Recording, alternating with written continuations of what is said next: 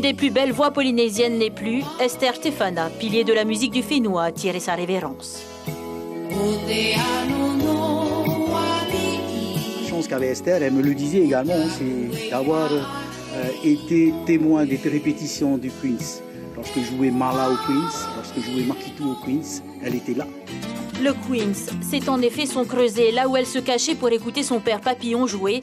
Après un premier disque enregistré à 15 ans, elle continue dans la musique, notamment avec les Barefoot Boys. Elle a profondément envoyé sa voix dans les ménages, dans tous les foyers, non seulement en Polynésie, en Calédonie, en Nouvelle-Zélande, en France, au Japon, partout la voix d'Esther a fait vibrer les cœurs.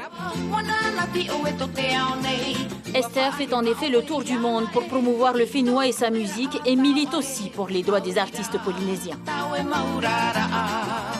Je pense notamment à la place de la chanson pour tous les artistes. Je pense que ça a été son combat aussi de faire valoriser les artistes du pays. Son travail, c'était de donner une meilleure image de la Polynésie française à travers ses missions par rapport au tourisme. Mais c'est vrai qu'elle avait à cœur son pays. Esther, c'est 60 ans de chansons polynésiennes, des mélodies toujours dans le style du Queen's, des ballades romantiques ou qui comptent les beautés de nos îles et de ses habitants. Oui, j'ai toujours été très attirée par les vieilles romances, comme on dit, vieilles chansons. Certains diront qu'elle n'a pas voulu évoluer avec le temps. C'est bien aussi. C'est bien aussi qu'Esther est restée dans ce style. Cela nous permet de nous souvenir et de ne pas oublier que sans ces chanteurs d'autrefois, nous qui aujourd'hui sommes auteurs, compositeurs, artistes à notre échelle, on ne serait pas non plus arrivés. Esther avait quitté la scène, mais continuait à chanter, notamment dans le cercle intime, en famille et entre amis. On est vendredi. Elle m'a appelé mardi. Parce que toutes les semaines, on est réunis, on a un petit groupe à nous. Alors avant, il y avait Loma, il y avait aussi Esther, et il y avait moi. Pour parler un peu des anciennes histoires.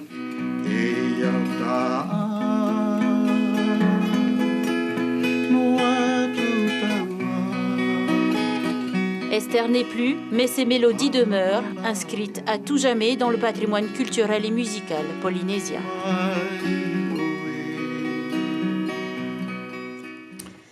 Président, bonsoir. Je vous sens très ému. Ouais. L'histoire d'Esther, c'est pas n'importe qui. Ouais. Elle fait partie de votre histoire, de notre jeunesse, et aujourd'hui, elle nous laisse un patrimoine important. D'abord dans nos cœurs et puis dans la vie.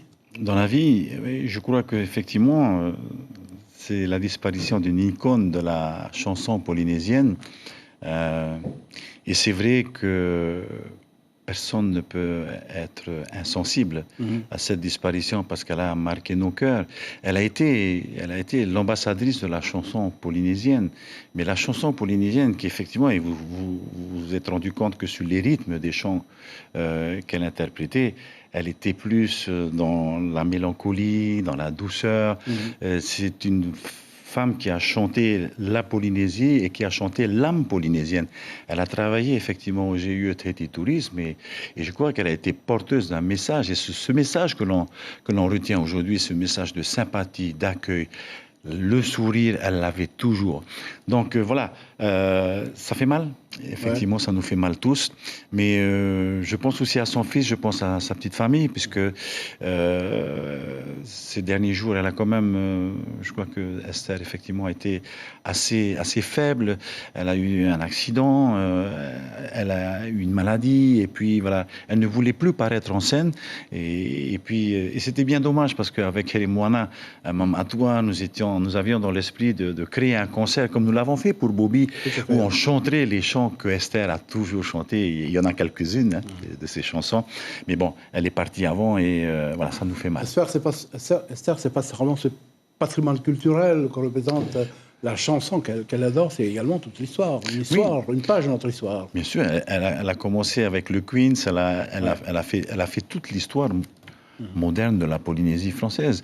Et effectivement, ce qui a été extraordinaire avec elle, c'est qu'elle n'a pas voulu sortir de cette mélodie, elle n'a pas voulu sortir de ce charme de la chanson tahitienne que tous les Popas qui viennent ici aiment Esther. Et ils apprécient Esther parce que effectivement, elle traduit l'âme polynésienne dans ses chansons.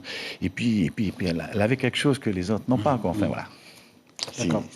Alors, nous allons préciser tout de suite que la dépouille d'Esther sera exposée dans la salle du conseil municipal de Papeete dimanche à partir de 17h. Et puis, évidemment, je profite de l'occasion pour présenter nos condoléances au nom de la direction, au nom des journalistes, au nom des techniciens, nos condoléances à la famille d'Esther Stéphana.